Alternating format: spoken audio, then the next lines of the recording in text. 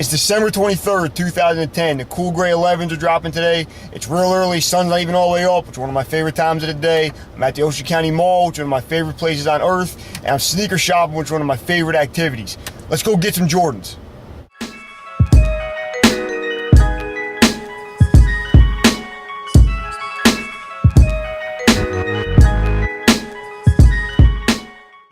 Just got back from the Ocean County Mall, got my cool gray 11s right here, can't wait to get into those. Personally, it's a real special pair because the 11s are the first pair of Jordans I ever had, and all sneakerheads remember their first pair of Jordans. That's a big event in your life. Most guys remember it the same way they do their first time having sex, and let's keep it real, you probably still have your first pair of Jordans, you probably don't still talk to the first girl to let you hit it.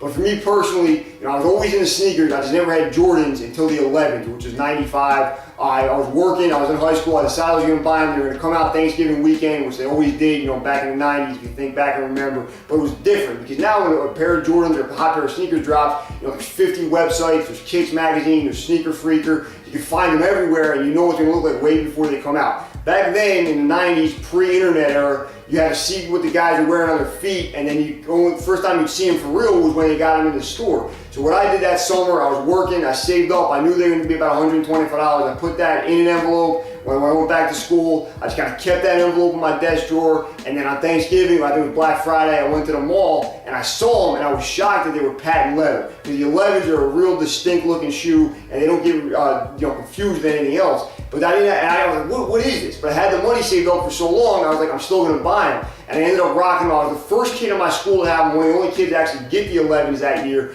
And I think that's one thing about Jordans that I think gets slept on. That Jordan and Tinker Hatfield, particularly once Tinker designed, they are so far ahead of what the regular guy thinks. Like I remember in November, I was like, what is this, patent leather, clear bottom? I'm not gonna pull these off. And like a month later, I was like, oh man, these are so hot. And if you think back, a lot of Jordans are like that. You see them in the store the first time, and you're like, I'm not feeling those. And like a week later, you're like, they're okay. And a month later, you're like, oh man, I should have got them. I can't find them anymore. So that's how far ahead of the game designers like Tinker Hatfield are, that he knows what's going to be hot 6 months before you even know you're going to like it.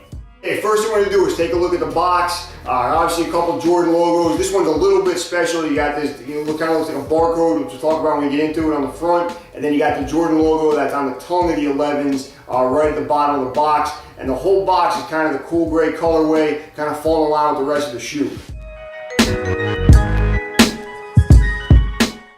We're going to go ahead and open the box up, see how this commemorative packaging looks. We have a box within a box, very cool.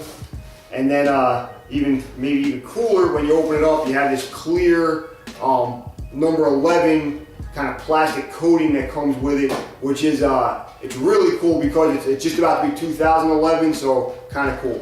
Okay, so now we're going to pull into here, we're going to open them up. You got this pretty nice kind of like checkerboard pattern on the paper, and we're going to pull them out and get a look at them. Definitely one of the hottest, most iconic Jordan silhouettes of all time.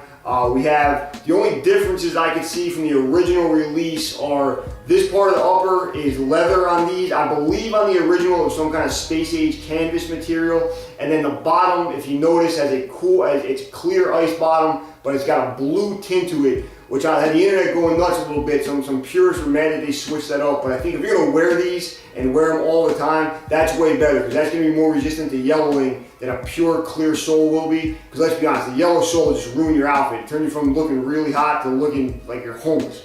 But continuing on with the review of the shoe, we have white laces, which contrast on the cool gray really nicely. Nice cool gray patent leather, especially if you're a little bit older and you don't really want to wear black patent leather, red patent leather, and kind of have the, hey, look at my shoes look going on. This really complements that nice and really well. Obviously, white Jordan Jumpman on the back, kind of iconic logo. And then I think one of the most slept on aspects of this shoe always has been this 23 on the back. The way it's written kind of digitally looks like a barcode almost, but if you check out a little bit closer and look, it's a number 23, and I always thought that was one of the most slept on aspects of the shoe going back to 95 when they dropped it the first time.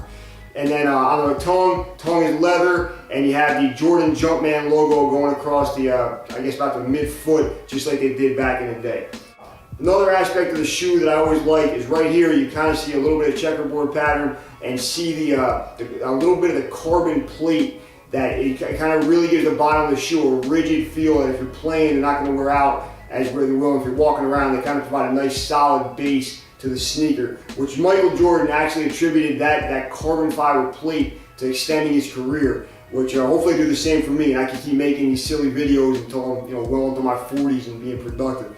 But the other thing I thought was cool about these sneakers were they came back when Jordan made his comeback in 95, 96. And that was kind of the era where the All-Star game was the time that guys would come up with outlandish sneakers, they'd do a couple dunks, there'd be no defense played, and they'd try to become a star in a weekend. Well, Jordan took that to another level. He said, I'm back, I'm going to wear these crazy sneakers that kind of say, look at me, but I'm not going to do it for an All-Star game, I'm going to do it for a whole season. And I'm going to keep up this insane level of productivity for a year. They won 72 games. They won the NBA championship over the Sonics at the time. That was back when Sean Kemp had like 14 illegitimate kids. I think he's well into the 20s now.